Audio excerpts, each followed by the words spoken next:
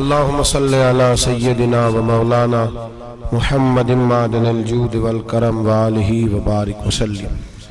तमाम तारीफ़ें हम्द व सना अल्लाह ताला जल्ल मजदहुल करीम के लिए।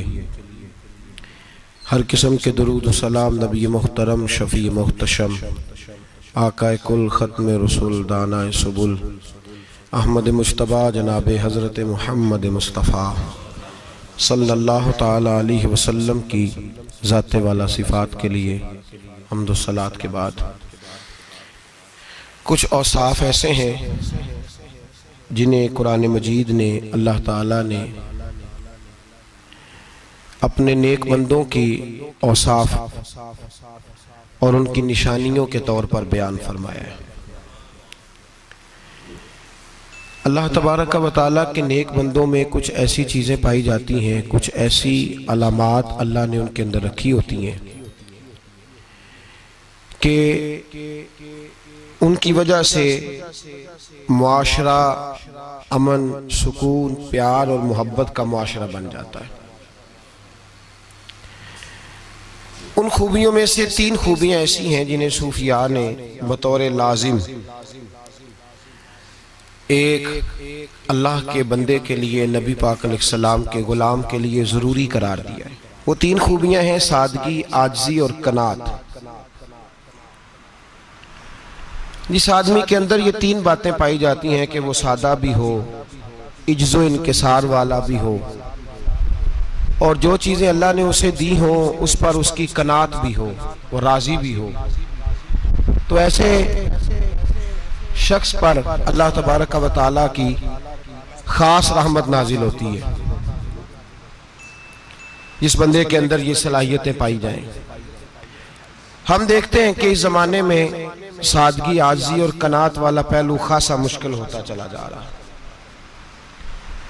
कोई भी बरादरी हो, कोई भी कबीला हो, कोई भी इलाका हो, लोगों को अपना आप दिखाने का बहुत शौक होता जा रहा है।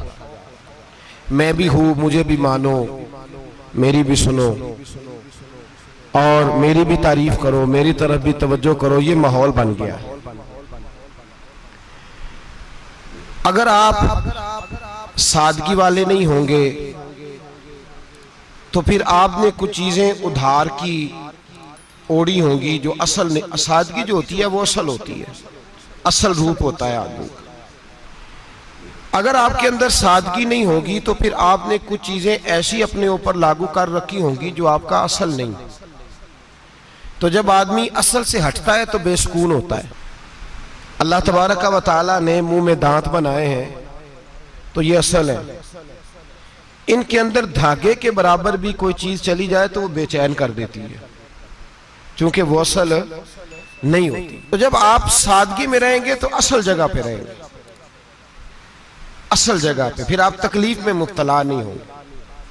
आजिज़ी का मतलब ये होता है कि आप अल्लाह के किसी बंदे को हकीर ना समझें, छोटा ना समझें, जलील ना समझें। एक होती है एहसासे कमतरी कि समझना कि मैं माली तौर पे मेरे पल्ले कोई शय नहीं है, देखो कितना, ये एहसासे कमतरी है। आजिज़ी ये होती है कि ये ना समझ ले बंदा कि मेरे अंदर सलाहियत ज़्यादा है, ये कमी है, ये छोटा है, ये निकम्मा है, ये बिल्कुल गुनाहगार है, ये तकब्बुर है। आजिज़ी से रहें, अल्लाह के हर बंदे को अपने से अफजल समझें, आजिज़ी के साथ रहें। कनात ये है कि आपको जो अल्लाह ने दिया है समझें कि मेरा रब सबसे ज्यादा मेरे ऊपर ही मेहरबान है, उसने जो मुझे दिया है वो किसी और को नहीं दिया। ये शुक्र के तौर पर, तकब्बुर के तौर पे ये भी नहीं। कनात करें। आजिज़ी जब आपके अंदर होगी, सादगी होगी, तो जिंदगी इत्मीनान से गुजरेगी, सुकून से गुजरेगी। और आजिज़ी और सादगी का ये वाला तर्जुमा नहीं कि जिस बंदे ने मैले कपड़े डाले हो आप समझे कि ये बड़ा सादा आदमी है जी, हफ्ता आया नहाया नहीं तो सादा है। ये सादगी नहीं होती। नफासत तो हुसैन है इस्लाम का। नबी पाक सल्लल्लाहु अलैहि वसल्लम ने एक मालदार आदमी को फटे पुराने कपड़े पहने हुए देखा था तो हुजूर ने मना किया था। फरमाया अगर अल्लाह नेमत देता है तो बंदे पर उसका असर देखना भी पसंद फरमाता है। अच्छे कपड़े छोड़ दें तो आप सादा हो गए, ये मतलब नहीं। बहुत सारे गरीब लोग भी सादे नहीं होते, जो हर वक्त कहता रहता है मैं किसी चौधरी को कुछ नहीं समझता, तो वो सादा है। जो कहता रहता है कोई नहीं मेरी नजर में, मैं आप बड़ा सियाना हूं, फलाना बंदा आया तो मैंने लाजवाब कर दिया, दो बातें नहीं फिर वो कर सका आगे से, तो आप सादे, आप तो बड़े महान तेज आदमी है भाई, आप तो अपनी करामत सुना रहे। सादगी, सादगी का मतलब है बेतकल्लफ जिंदगी जिसमें कोई तकल्लुफ ना पाया जाए, जो बंदा हो वही वो बयान करे, ये सादगी है। ये सादगी के खिलाफ है कि आप जो नहीं है वो आप, मेरा एक तजर्बा है, इसको आप कुरान और हदीस का निचोड़ ना समझिएगा, मेरी जाती बात है तो इसको जादी रहने दीजिएगा। कभी कभी मैं परेशान होता हूँ, आप किसी की दावत खाने जाए ना, वो अकीके की हो, वलीमे की हो, कोई भी हो, अच्छा जब आप खा लेते हैं ना तो फिर वो आदमी मुतालबा करता है कि आप उसकी तारीफ करें, फिर उसका ये मुतालबा होता है। वो बिल्कुल मेरी तरह का देहाती भी हो तो कहता है मैं मुंडिया कल आख्या कि लियाओ फिर कोई कट्टा चंगा तगड़ा जिहा, अज जी आखन ना कि जनाब यदि दावत सी ते इस पकाए कुछ नहीं, वो फिर जिसले कट्टा एडा वधिया लिया के नाई अगे रखा तो उन्हें पहली बारी इंज दा वेख्या, उन्हें फिर बनाया कि कमाल कर छड़ी। मुतालबा क्या है उसका भला, तो आखे कि जिंज दी तुसां रोटी पकाई मैं कदे नहीं खाधी, ये हर आदमी का मुतालबा, हर आदमी। जनाब मैं सवेरे गया हूं तो ताजी सब्जी स्पेशल आपके लिए मैं लेके आया हूं, और ये वो वाली लाया हूं जो मिलती नहीं थी पूरी दुनिया से, सिर्फ मुझे मिली है। तो ये आजिज़ी नहीं, ये सादगी नहीं, ये बनावट है। ये मैं अमीर गरीब, ये सारे लोग ये काम करते हैं, सारे। जो हम नहीं वो हम बन के दिखाते हैं, जो हम हैं नहीं वो हम बनते हैं। उसका नुकसान ये होता है कि जब वो चीज जो असल नहीं होती वो आती है तो तकलीफ देती है। नबी पाक अलैहिस्सलाम की जिंदगी सादी थी। किस तरह की सादी थी? दो जुमले, हजरत अब्दुल्ला इब्ने अब्बास के दो जुमले और बात खत्म कर दी। फरमाते हैं मेरे रसूल पाक अलैहिस्सलाम की जिंदगी सादी थी। ये कैसी सादी थी? फरमाते हैं जो मिलता था हुजूर पहन लेते थे, जो सामने आता था खा लेते थे। कोई तकल्लुफ नहीं कि मैंने ये नहीं खाना, ये खाना है, ये नहीं लेना, ये लेना है, ये मिजाज नहीं, तबीयत नहीं। हमारी तो पसंद नापसंद होती है ना। हुजूर को कद्दू ज्यादा पसंद था, ये तो आपको हदीस में मिलेगा, ये तो मिलेगा। लेकिन ये नहीं मिलेगा कि नबी पाक सल्लल्लाहु अलैहि वसल्लम को गंदम नापसंद थी, ये नहीं मिलेगा। आपको ये तो मिलेगा कि रसूल पाक को दूध ज्यादा पसंद था, ये नहीं मिलेगा कि सादा पानी नापसंद था। ये तो आपको मिलेगा कि नबी करीम सैयद आलम सल्लल्लाहु अलैहि वसल्लम जमीर पर सोने को पसंद करते थे। ये नहीं मिलेगा कि चारपाई पे सोने को नापसंद करते थे। यानी हुजूर की जिंदगी सादी है, उसमें तकल्लुफ हमारी पसंद नापसंद होती है, और जो जोश है हमें पसंद नहीं वो फिर है ही नहीं सही, वो गलत हो गई फौरन, वो सिरे से उसका कोई असर ही नहीं रहा, वो बिल्कुल तबाह हो गई। मेरे हबीब पाक सैयद आलम अलैहिस्सलाम ने सादी जिंदगी गुजारी और आजिज़ी वाली जिंदगी गुजारी। हम लोग आजिज नहीं होते, आजिज नहीं हो। अगर हम लोग आजिज हो जाए तो लड़ाइयां खत्म हो जाए। हर खानदान में हर घर में लड़ाई है, इसका मतलब है कि आजिज़ी, जहां आजिज़ी होती है वहां लड़ाई, वहां लड़ाई नहीं होती, झगड़ा नहीं होता। हमारा भाई से, भतीजे से, भांजे से, बीवी से, ससुराल वालों से, रिश्तेदारों से, भाइयों से अगर इख्तलाफ चल रहा है और हर जगह चल रहा है तो सारी जगह तो गलतियां नहीं ना पाई जाती, कहीं हमारी भी गलती होती है। तो ये जो इख्तलाफ चल रहे हैं और सुलह नहीं हो रही, इसकी वजह यह है कि हमारे अंदर आजिज़ी इनकिसारी हो, तो फिर तो झगड़ा ही कोई नहीं। मेरे नबी पाक अलैहिस्सलाम की जिंदगी में आजिज़ी है, इनकिसारी है। इसलिए हुजूर ने कभी लंबी चौड़ी बातें नहीं सुनाई। सहाबा कहते हैं नबी पाक अलैहिस्सलाम तकरीर छोटी करते थे, नमाज लंबी पढ़ते थे। तकरीर, नमाज, हमारी बातें लंबी और नमाजें अल्लाह अकबर, उल्ट बिल्कुल सिलसिला। नबी पाक अलैहिस्सलाम ने सादगी, आजिज़ी को अपनाया। बहुत गरीब आदमी, बड़ा माड़ा बंदा जो 100 रुपया दिहाड़ी लेता है, और बाहर जब वो दिहाड़ी करने गया है तो वो शाम को जब उसने ना समेटा है ना वो सीमेंट और रेत और वो सारी चीजें, तो वहां वो झाड़ू फेर के आया है। फेरते हैं ना जी मजदूर झाड़ू, ये काम वो करने को तैयार है, पर अपने घर में आके झाड़ू देने को तैयार नहीं वो, इसलिए कि ये उसकी मर्दानगी के खिलाफ है। बाहर जब वो गया है, किसी होटल में काम कर रहा है, टाई पैंट कोट पहन के वो बड़ा अच्छा, वहां अगर उसको बर्तन धोने पड़े तो धो लिए, बल्कि अगर नाराज ना हो जाए बाहर रहने वाले साथी तो ढेरों लोग बाहर जाके होटलों में बर्तन मांजते हैं, लेकिन वहां उनके रोब को, उनके नाम को कोई धब्बा लगता, लेकिन घर के अंदर जिस बर्तन में उन्होंने खुद रोटी खाई है, अगर उनको ये कह दिया जाए ना कि ये धो लो, तो फिर तो तलाक तक नौबत आ जाती है, फिर तो मसला खराब है। फिर तो हो सकता है कि बीवी की अम्मा की भी खैर ना हो, तुझे उसने सिखाया ही कुछ नहीं, मुझे ही तूने कह दिया उठ जा। ये हमारा हाल है, और है हम सारे आजिज मिस्कीन, है हम सारे माड़े गरीब, ये सारा अपनी जगह तय। लेकिन जहां डटना है, बल्कि यूं समझ लें कि जहां रोब ना चला वहां मिस्कीन हो गए, और जहां चल गया अब बादशाह हो गए। मेरे रसूल पाक सैयद आलम अलैहिस्सलाम का उसवा नूर सुनो, सैयदा तैयबा ताहिरा हजरत आयशा सिद्दीका रदी अल्लाह ताला अन्हा फरमाते हैं, हुजूर घर में आते, अगर घर के अंदर झाड़ू देने वाला है तो मुस्तफा ने उठा के काम करना शुरू कर दिया है। ये मामूली बात नहीं। अगर हजरत फातिमा ज़हरा की चक्की पीसने के लिए फरिश्ते आ सकते हैं, तो रसूल पाक के घर का काम करने के लिए भी आ सकते हैं, आ सकते हैं। लेकिन मेरे नबी पाक सल्लल्लाहु अलैहि वसल्लम घर में अपने कपड़े धो लेते, फट जाते तो हुजूर सी लेते। यहां तक कि हजरत आयशा फरमाती है, एक दिन हुजूर ने कहा खाना पकाओ, तो मैंने कहा कनीज आटा गूंद रही है। नबी पाक ने मालूमात की तो पता चला कि वो कनीज तो जा चुकी, बीमार थी। फरमाती है हुजूर ने अपने दस्ते मुबारक से आटा गूंदा, नबी पाक ने गूंदा, नबी पाक ने। लगे जो मजदूर शाह ऐसा, न धुन न दौलत सरबराह ऐसा, अर्श नशी का जमी पे घर है, मेरा पैगंबर अजीम तर है। नबी पाक ने आटा गूंदा, और आटा गूंद के फरमाया आयशा आओ रोटी पका दो, मैंने आटा गूंद दिया है। ओ भाई मैं बहुत बड़ा नवाब हूं मैं आजिज मिस्कीन, लोगों की मैं कमियां कोताहियां सुनाता हूं, लेकिन अगर जरा सा भी हाथ हिलाना पड़े तो उस वक्त ना जहां रोब चलता है वहां तो चलाना चाहिए ना। जितना हमारा दबदबा बनता है, आजिज़ी इनकिसारी, ये इंसान को संवारती है, ये उसको सुकून देती है, ये उसके अंदर पैदा करती है वो चीज जो उसे अल्लाह के करीब करती है। अगर आप बड़े हैं तो फिर आप बड़े ही रह जाएंगे, बन कुछ नहीं सकेंगे। अगर आप में तकब्बुर है तो फिर अना का बुत कायम हो जाएगा, बन कुछ नहीं सकेंगे आप।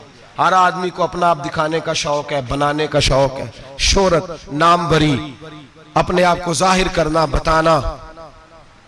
1,44,000 सहाबा थे मेरे रसूल पाक के, सारे कहिए सल्लल्लाहु अलैहि वसल्लम। जब हुजूर का नाम सुने तो दरूद पाक पढ़ा करें, सल्लल्लाहु ताला अलैहि वसल्लम। 1,44,000 सहाबा थे, काम कर गए, किसी ने नाम नहीं बनाया, काम किया। शायद चंद 100 के नाम किताबों में मिलते हो, बाकियों ने काम किया, नाम पर तवज्जो ही नहीं। और कुछ ऐसे भी थे जो आए नहीं, बात मानी है मेरे नबी पाक की, हजरत वैसे करनी रदी अल्लाह, तशरीफ नहीं लाए, घर रह के वे हुजूर की बात मानी है। माँ की खिदमत करो, नहीं आए, खिदमत करी, तशरीफ नहीं लाए, घर रह के बात मानी। दर्जा क्या दिया मेरे रसूल पाक अलैहिस्सलाम ने? ड्यूटी लगाई मौला अली शेर खुदा की, हजरत उमर फारूक रदी अल्लाह ताला, फरमाया मेरा जुब्बा ले जाना और मेरे अवैस से मिलना और उसे कहना मेरी उम्मत की बख्शिश की दुआ मांगे। भाई घर रह के बात मानी, कोई शोरा नहीं, कोई नाम नहीं। इमाम अब्दुल वहाब शौरानी कहते हैं करन के लोग उन्हें रोड़े मारते थे और उनसे पूछते थे तेरा नाम क्या है, तो जनाब वैसे करनी फरमाते थे अगर तो कयामत में बख्शा गया तो नाम बता दूंगा, और अगर वहीं अड़ गया तो नाम से क्या रह जाएगा, यहां तो लिखा रह जाएगा। और फिर दुआ मांगी, इमाम शौरानी ने लिखा है दुआ मांगी हजरत अवैस करनी ने, ए अल्लाह मैंने जिंदगी छुप के गुजारी है, मुझे जाहिर ना करना, मैं सिरापा मखजन राज था और रहा था मुद्दतों राज में, ये तो तेरा शौक के दीद कशा कशा मुझे खींच लाया मजाज में। ए अल्लाह मैंने पर्दे में वक्त गुजारा है, अल्लाह मस्तुरना बिसुत्रिकल जमील, ए अल्लाह बस मुझे पर्दों में रखना, पर्दों में उठ बुलिया चल उथे बसिए, जिथे बस देनी सारे ही अन्ने, ना कोई साड़ी जात पछाणे ना कोई सानू मन्ने। ए अल्लाह मुझे पर्दा दे, शोहरत नहीं चाहिए, मेरा नाम ना हो, कोई जाने कोई पहचाने ना, बस मैं तेरा हूं तो छुप के तेरे पास आ जाओ। इमाम फरमाते अल्लाह 70,000 फरिश्ते कयामत के दिन हजरत अवैसे करनी की शक्ल के पैदा करेगा और उन फरिश्तों के अंदर छुपा के जनाब अवैस को अपनी और अपने महबूब की बारगाह तक ले जाएगा।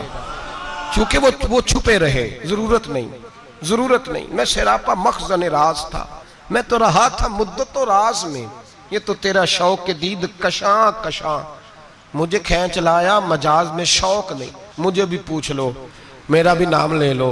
अब तो इस कदर ज्यादा अना का बुत आ गया, रोटी खिलाओ, जिसको खिलाई उसकी फोटो खींच के फेसबुक पे दो, पानी पिलाया तो पहले उसकी फोटो दे लो, अगर सलाम लिया तो पहले छोड़ दो यार, बस करो।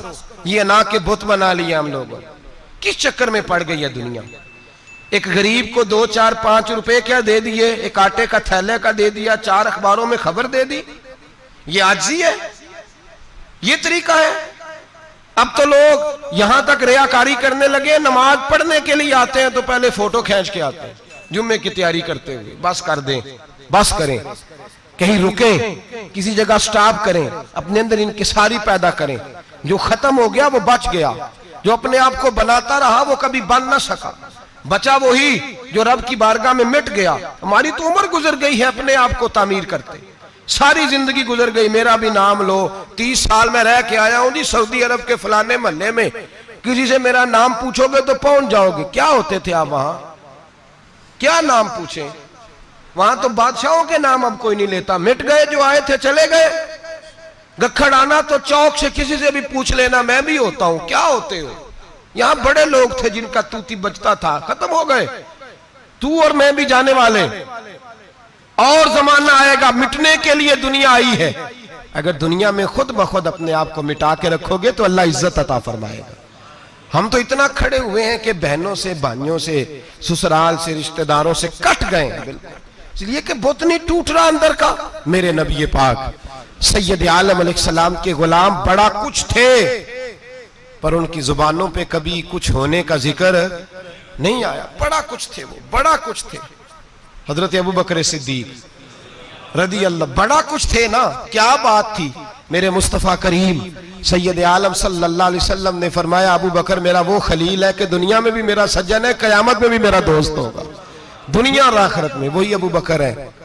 महल्ले में 7 गरीब बच्चियां रहती हैं, वो कहती हैं हमारी बकरियां, बाप फौत हो गया, बकरियों का दूध धो दो। तो अबू बकर सिद्दीक बकरियों का दूध धोने चले जाते हैं, उनके घर का काम काज करके आते हैं। सैयदना उमर फारूक, मेरे नबी पाक अलैहिस्सलाम ने फरमाया, फरिश्ते 950 साल मेरे उम्र की शान बयान करें तो खत्म नहीं हो सकती। इतना बड़ा शख्स उमर फारूक, इतना बड़ा आदमी। एक दिन ऐलान किया उमर फारूक ने, लोगों मस्जिद में आओ, बात करनी है। अमीरुल मोमिनीन का पैगाम है, सारे मस्जिद में आ जाए। खचाखच मस्जिद नबी सहाबा से भर गई, और ऐसा जब ऐलान होता था तो सहाबा दौड़ के आते थे। शायद को जंग है, शायद किसी ने हमला कर दिया है, शायद कोई नई बात है, दौड़े आए लोग। मस्जिद नबी खचाखच भर गई। सैयदना फारूक आजम रदी अल्लाह तआला अन्हु मिंबर पे बैठे।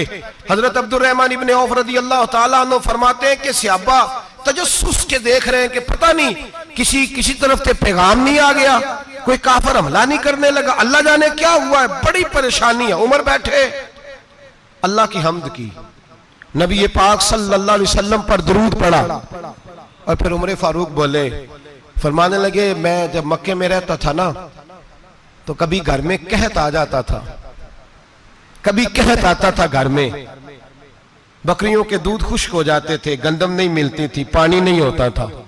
तो फरमाया मेरी अम्मा मुझे खाला के घर भेज देती थी। कबीला बनु मखजूम, उस कबीले में मेरी खाला की शादी हुई थी तो वो मालदार लोग थे, उनके पास ज्यादा बकरियां, ज्यादा ऊंट, ज्यादा गायें, ज्यादा खेत थे। हजरत उमर फारूक फरमाने लगे, मैं उनके घर जाता तो मेरे खालू समझ जाते कि उमर को इसलिए भेजा गया है कि कहत आ गया है। फरमाते हैं वो मुझे सवेरे बकरियां चराने ले जाते, शाम तक मैं उनकी बकरियां चराता।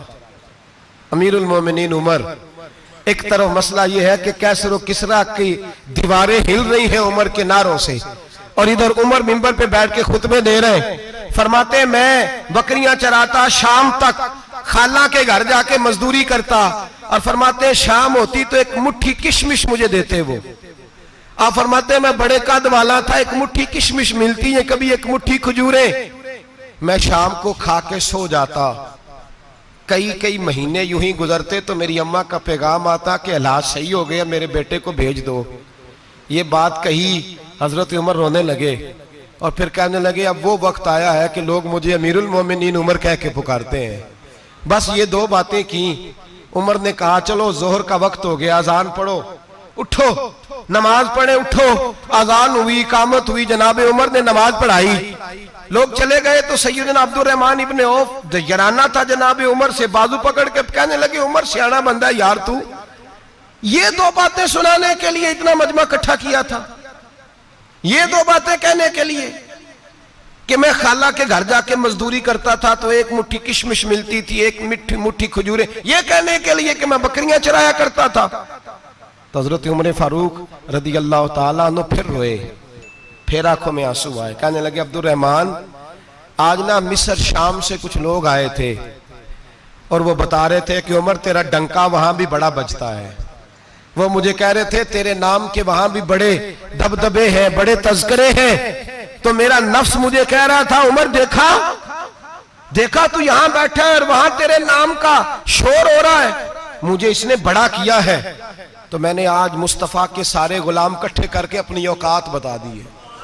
मैंने अपनी औकात बताई है कि मैं कुछ नहीं, कोई शय नहीं, कोई चीज ही नहीं, असी किसी दे कुछ नहीं जे लगदे, ना कोई साडा दर्दी। मैंने बताया है कि मैं तो किसी के बकरियां चरा के एक मुट्ठी किशमिश लेके गुजारा किया करता था। गुजारा मुझे मेरे कुछ साथी ना ले गए गुजरांवाला सर्दियों के मौसम में, मुझे कहने लगे स्वेटर पसंद कर लें अपनी मर्जी का। तो मैंने कहा यार मुझे तो वही मजा आता है जो मेरी अम्मा क्रोशिये से बनाया करती थी, वही वो पहले अब्बा पहनते थे, फिर वही स्वेटर बड़ा भाई पहनता था, फिर हमारे खाते में आ गया। और फिर उसकी तारीफें होती थी गुर्बत छुपाने के लिए, उसकी तारीफें होती थी बड़ी बड़ी मेहनत से बना है जी, क्या बात है, बड़ा गर्म है, तो अब छोटे भाई को दे दिया जाए। हमने कहा वो वही जमाना देखा है, वही रंग देखा हुआ है और उस पर फख्र है। अब तो लोग जब कुछ हो जाता है ना, दो चार लोग जानने लगते हैं तो लोग फटाफट दावा कर देते हैं खानदानी रईस आजम हो, बड़ी बात है। ऐसी कोई बात नहीं, जिसको अपना आप याद रहता है उसे खुदा भी याद रहता है, जिसे अपना आप याद रहता है उसे रसूलुल्लाह भी याद रहते हैं, जिसे अपना आप याद रहता है उसकी नजर में दूसरे लोग भी कुछ होते हैं, दूसरे लोग भी कुछ होते हैं। मैं उम्रे के लिए हज के लिए जाता रहता हूँ, रब मुझे अपने फजल से बुला लेता है। तो मैं एयरपोर्ट से नीचे उतरा तो एक साहब मेरे जानने वाले थे, दौड़ के आए और मुझे कहने लगे क्या बात है, सुना है इस दफा आप सऊदी एयरलाइन से आए, सीधा मदीना शरीफ आए, क्या बात है आपकी। और मैंने कहा साहब छोड़ दें, मैं भी जब पहली दफा आया था तो मैं भी बड़ा घूर घूर के एयरपोर्ट देखता था, मैंने कभी देखा जो नहीं था, मैं बड़ा घूर घूर के देखता था, कोई ऐसी बात नहीं है, ये निजाम कुदरत है, बादशाह के फैसले हैं, वो जब चाहता है जिस तरह के चाहता है फैसले फरमा लेता है, तो ये उसके फैसलों की बात है।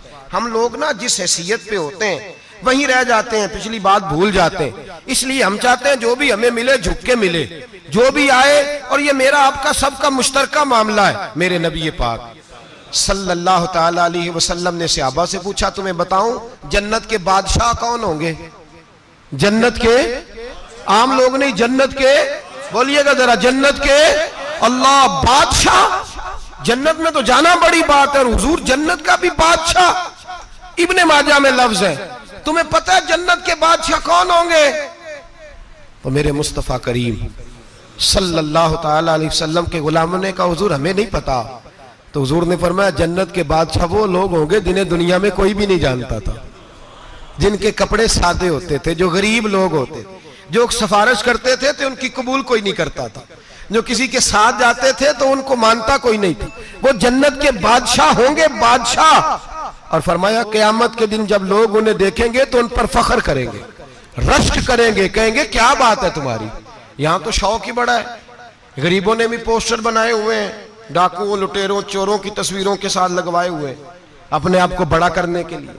आजी इख्तियार करें, आजी इख्तियार करें, अपने आप को मिटाने की कोशिश करें। रब करीम के बंदे आगे बढ़ बढ़ के अपना आप दिखाते नहीं, बड़ा शौक है, पहले फोटो खिंचा लो, बाकी बातें बाद में होंगी, पहले वीडियो बना लो, बाकी कुछ और बाद में होगा।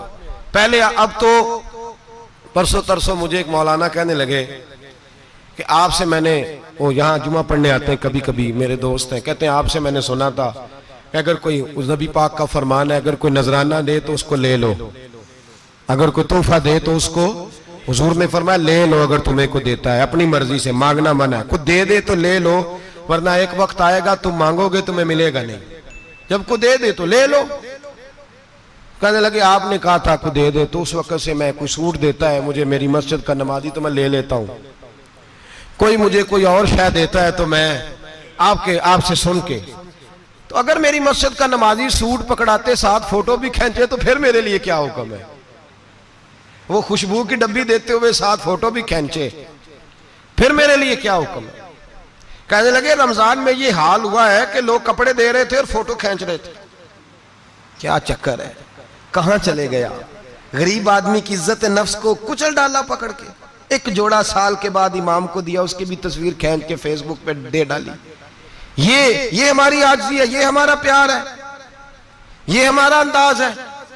भाई ये हम गलत रास्ते पे, गलत डगर पे चल निकले, हमें वापस आना पड़ेगा। मेरे नबी पाक अलैहिस्सलाम ने आजिज़ी को पसंद किया, हुजूर शोहरत से, नामवरी से दूर रहते, नबी पाक अलैहिस्सलाम ने आजिज़ी, इनकिसारी और सादगी और कनात इनको अपना के रखा, सीने से लगा के। ये नहीं कि माल नहीं आया, बहरीन से लाखों दिनार आए हुजूर के जमाना ज़ाहिरी में, तबूक के बाद फतुहात हुई तो लाखों दिनार आए, लेकिन हजरत आयशा कहती है हमारे घर में 4 दिन के बाद ही रोटी पकी है, हमने एक वक्त ही खाना खाया, लाखों रुपया आया है पर हमारे घर के अंदर जो खाना आया है वो सिरका ही आया है।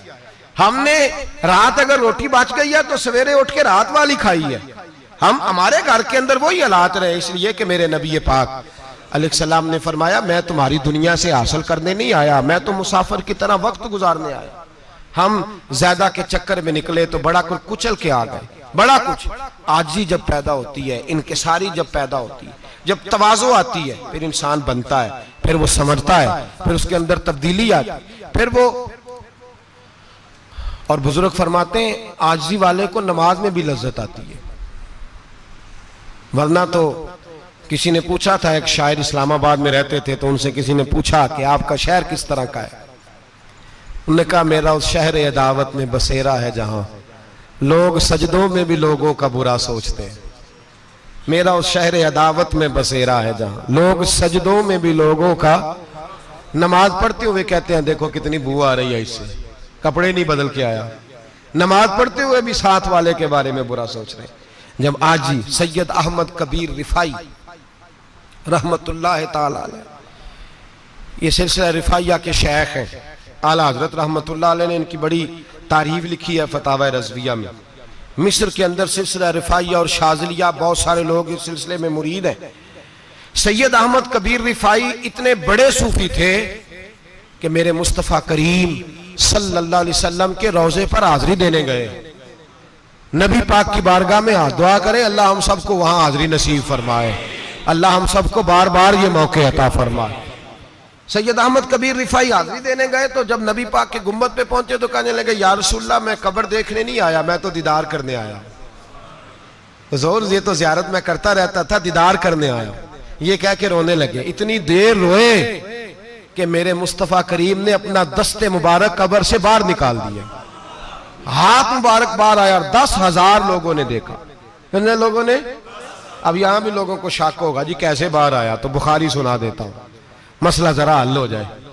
मस्जिद नबी की तामीर हो रही थी, तामीर तो कहते हैं कि दीवार नहीं, तामीर करते वक्त ना एक दीवार गिरी, ये बुखारी के लफ्ज है, दीवार गिरी तो एक पैर बाहर आ गया, पैर को देखा तो कहते हैं हाथ रखते थे तो उसमें बिल्कुल ऐसे था जैसे खून साइडों पे हो गया, बिल्कुल जिंदा। शोर हो गया कि ये नबी पाक का कदम मुबारक है, हुजूर का। बहुत सारे लोग इकट्ठे हुए, उलमा को बुलाया, पैर देखा तो कहने लगे नबी पाक का नहीं, ये तो सैयदना फारूक आजम का है। जब ये कहा ना फारूक आजम का है तो फिर एक शोर उठा कि ये हाल है उनके गुलामों का तो सरकार का आलम क्या होगा, ये हाल है उनके गुलामों का तो फिर सरकार का आलम ये बुखारी है। तो जिंदा है वल्लाह, तो जिंदा है वल्लाह, मेरी चश्मे आलम से छुप जाने वाला। सैयद अहमद कबीर रिफाई इतने बड़े, नबी पाक सल्लल्लाहु अलैहि वसल्लम ने दस्ते मुबारक बाहर निकाला, 10,000 लोगों ने देखा। किसी ने हजरत सैयद अहमद कबीर रिफाई से पूछा कि बाबा इतना बड़ा दर्जा, इतना बड़ा मकाम कैसे मिला? तो बाबा जी कहने लगे, जिंदगी में कभी किसी को हकीर नहीं समझा, किसी को कभी हकीर, कभी किसी को अपने से कमतर नहीं समझा। तो अल्लाह ने, देखे ना, अगर आप नहीं समझेंगे तो उसके लिए भी आपको उन्वान मिल जाएंगे, और अगर समझना है अपने आप को बड़ा तो उसके लिए भी मौके मिल जाते हैं। हजरत शफीक बल्खी बहुत बड़े सूफी बुजुर्ग हुए, पर नौजवान थे, जवानी में ही अल्लाह ने बड़ा मर्तबा दिया। हजरत अब्दुल्ला बिन मुबारक बूढ़े थे, दोनों एक महफिल में इकट्ठे हुए। अब बगदाद सारा मानने वाला था और दोनों का मानने वाला था। आखिर में दुआ बुजुर्ग कराया करते थे महफिल के इख्तिताम पर। हजरत शफीक बल्खी जनाब अब्दुल्ला बिन मुबारक से कहने लगे, आप दुआ करें, आप दुआ करें, आप बुजुर्ग हैं, अब जिसने जो मानना है उसे उसके लिए उन्वान भी मिल जाएगा। हजरत सैयदना अब्दुल्ला बिन मुबारक कहने लगे, बेटे तू दुआ कर, तेरी उम्र थोड़ी है, तेरे गुनाह भी थोड़े हैं, तेरी उम्र थोड़ी है, तेरे गुनाह भी थोड़े हैं। तो सैयदना शफीक बल्खी कहने लगे, नहीं हुजूर आप दुआ करें, आपकी उम्र ज्यादा है तो नेकियां भी तो ज्यादा ही है ना, नमाजें भी तो आपकी ज्यादा है ना, रोजे भी तो ज्यादा, रमजान भी तो आपकी उम्र में ज्यादा है ना, आज भी तो आपने ज्यादा। अगर आपने किसी को अपने से बड़ा समझना है तो उन्वान आपको मिल जाए, छोटा समझना है तो उसके लिए भी उन्वान आपको। बात तो ये है कि आप क्या करना, अगर आप किसी को हकीर समझना चाहते हैं तो बात खत्म हो गई। सैयद अहमद कबीर रिफाई फरमाते, जिंदगी भर कभी किसी को हकीर नहीं समझा। अल्लाह की सारी मखलूक की क्या बात है। अल्लाह कुरान में कहता है, इन्नल्लाह ला यस्तही अन यदरिब मसलन मा बऊदतन फमा फौकहा। अल्लाह शर्म नहीं करता कि एक मच्छर की मिसाल बयान करे या उससे भी कमतर। अल्लाह मच्छर की बात करता है इतना बड़ा होके, वो कहता है मैं करूंगा, मेरी मखलूक जो है मेरी तो हजरत अहमद कबीर रिफाई फरमाने लगे, मैंने कभी किसी को हकीर, बोलिए कभी किसी को हकीर। हम लोगों के पास उन्वान बड़े हकीर समझने के लिए, हम समझ लेते हैं।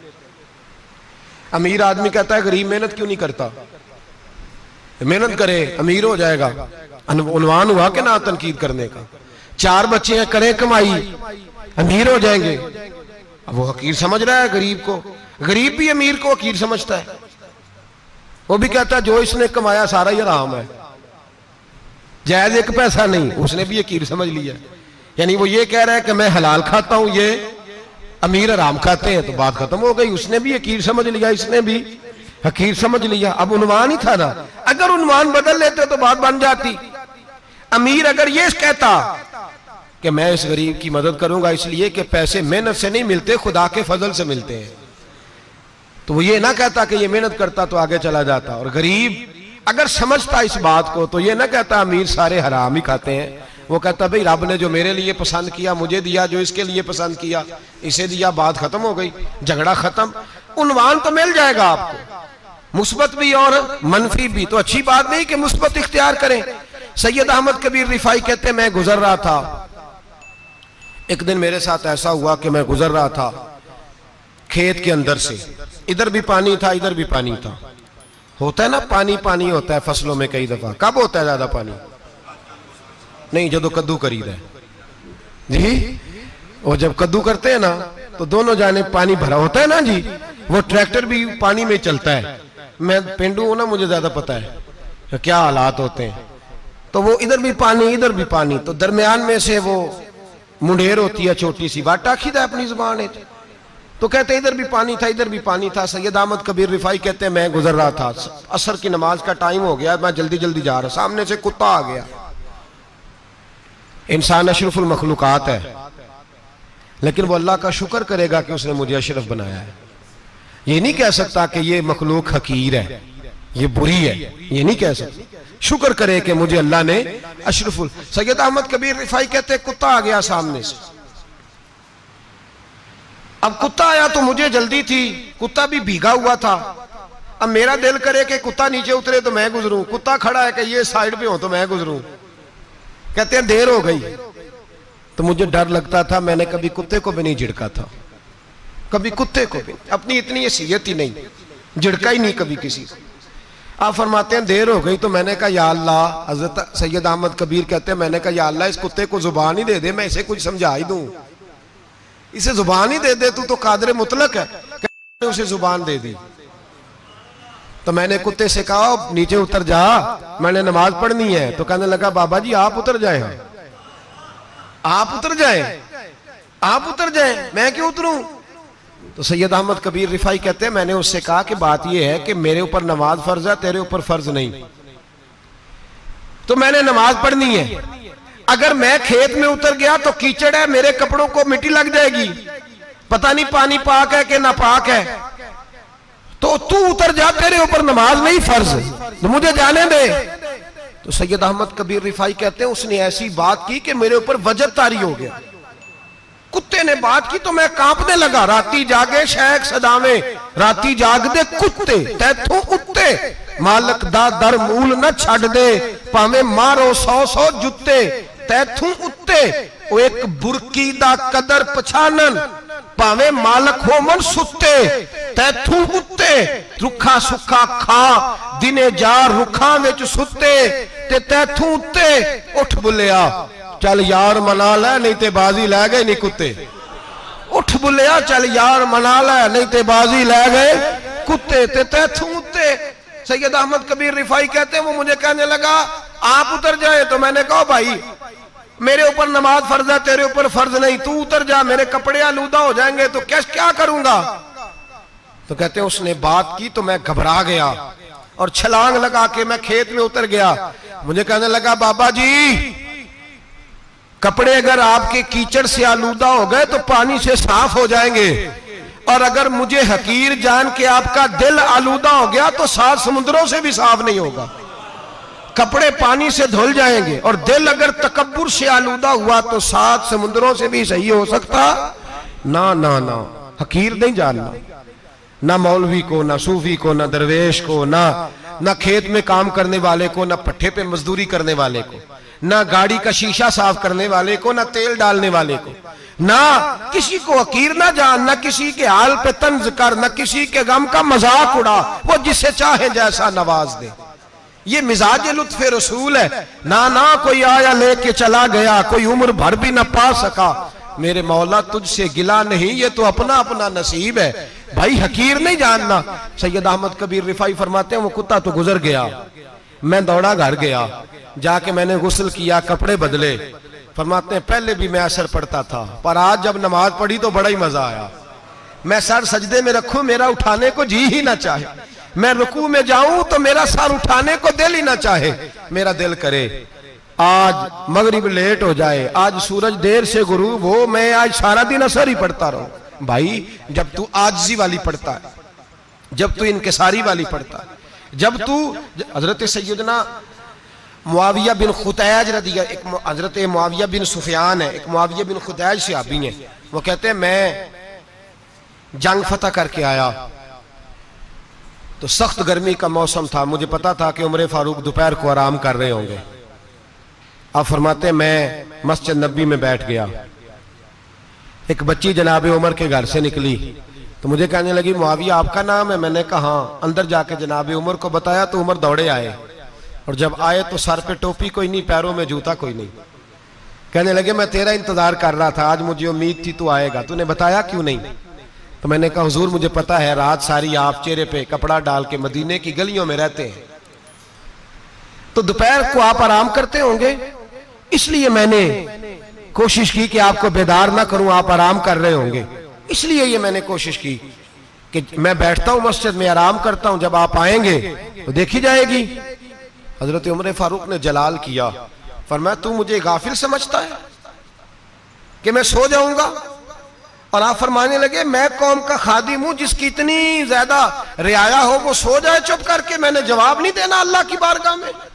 फरमाया मेरे अमीरों की तरह सोने जागने के वक्त मुकर्रर नहीं, मैं कौम का खादिम हूं, जिस वक्त भी आया करो मुझे जगा लिया करो, मुझे कब्र में जाके खुदा को भी जवाब देना है, मोहम्मद मुस्तफा को भी जवाब देना है। मेरे भाई याद रखें जब ये चीजें पैदा, और फिर हमने इन तकल्लुफात में, मैंने कई दफा ये बात बयान की है, अब तो लोग रिश्ते करते हैं तो डीसी कॉलोनी में किराए का मकान खरीदते हैं, दो चार गैरों की गाड़ियां मंगा के दरवाजे के आगे खड़ा करते हैं, रिश्ता हो जाता है बड़ा घर देख के।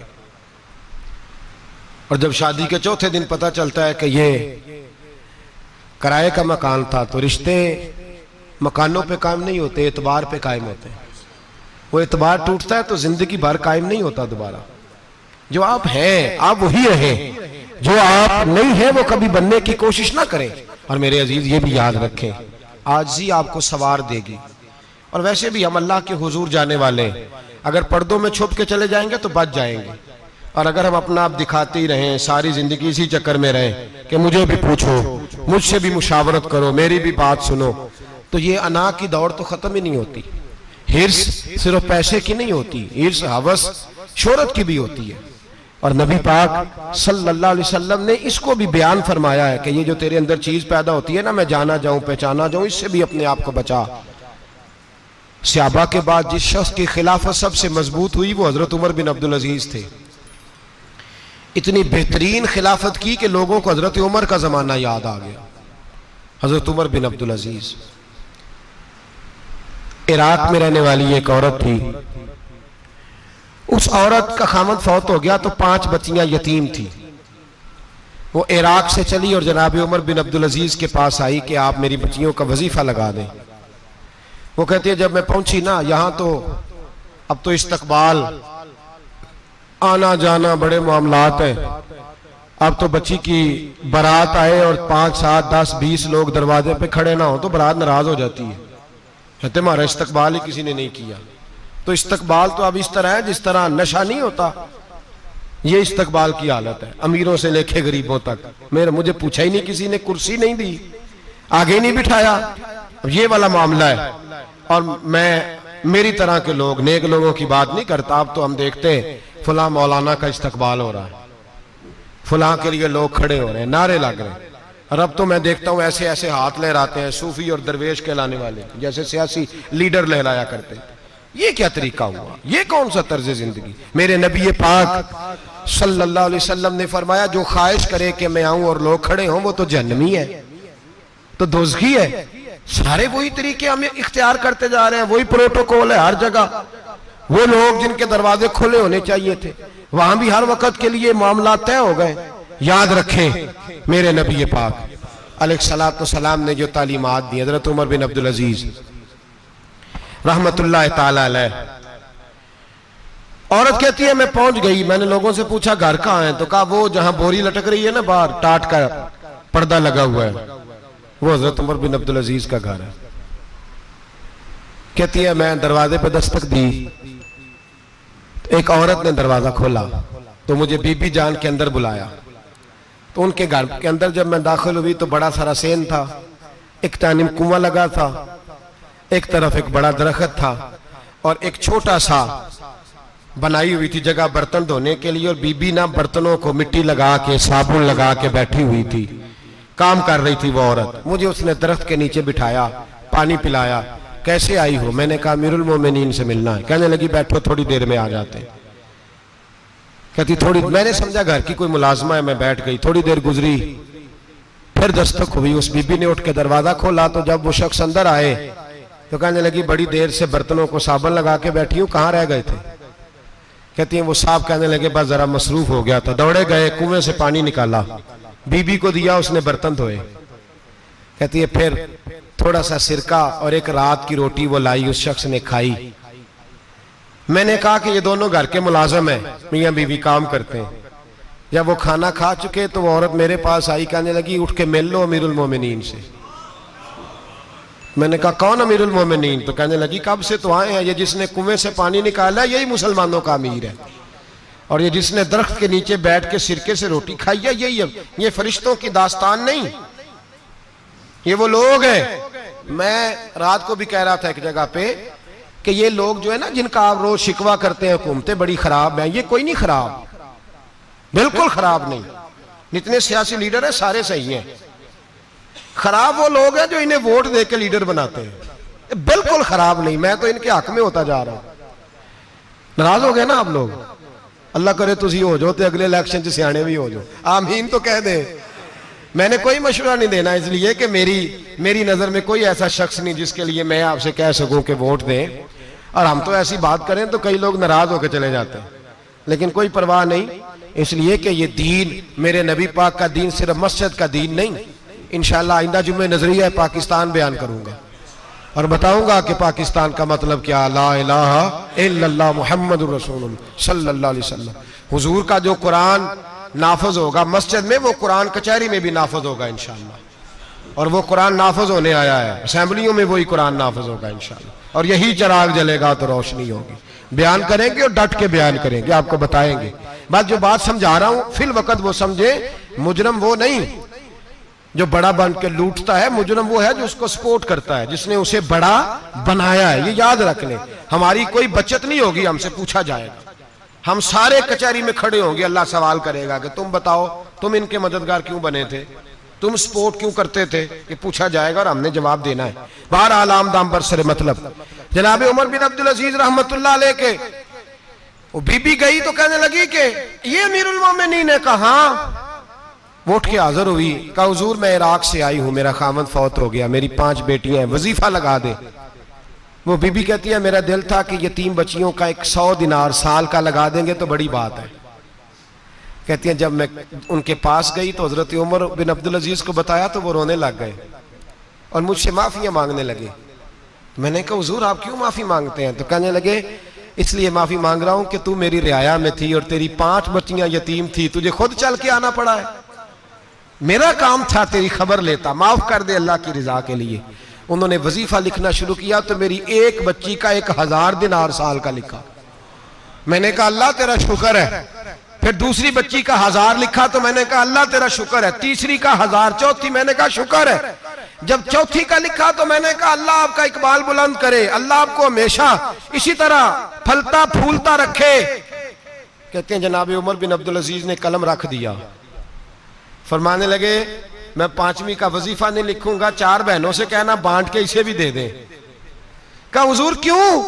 आप फरमाने लगे जब तक तू अल्लाह का शुक्र अदा कर रही थी मैं भी रब से जुड़ा हुआ था और अल्लाह से डर के लिख रहा था। अब तूने मेरी तारीफ की है, अब मेरी जात आ गई है, अब मैं अगर ये वजीफा लिखूंगा तो इससे अल्लाह राजी नहीं होगा, इससे मेरे नफ्स में रिया पैदा होगी। अब मैं 5वीं का नहीं लिखूंगा, जा और जाके इराक के गवर्नर को दे। बीबी कहती है मैं घोड़े पे बैठी और मैं चंद दिनों के बाद इराक पहुंची। जब सवेरे आके मैंने वाली इराक को रुका दिया तो वो चीख मार के रोया। मैंने कहा क्या हुआ? तो कहने लगा बीबी आज रात को हजरत उमर बिन अब्दुल अजीज का इंतकाल हो गया, फौत हो गए, तो इंतकाल कर गए। कहती मैं भी तड़प के रोई। मैंने कहा मेरी यतीम बच्चियों का क्या बनेगा? तो वो गवर्नर कहने लगा तेरे वजीफे जारी रहेंगे, तुझे मिलते रहेंगे। तो कहने लगी कैसे? कहने लगा मैं अगर तो गवर्नर रहा तो तेरा वजीफा जारी रहेगा और अगर गवर्नरी से उतर भी गया तो मैं जाती तौर पे मालदार हूं, फिर भी तेरी बच्चियों के माहाना पैसे पहुंचते रहेंगे।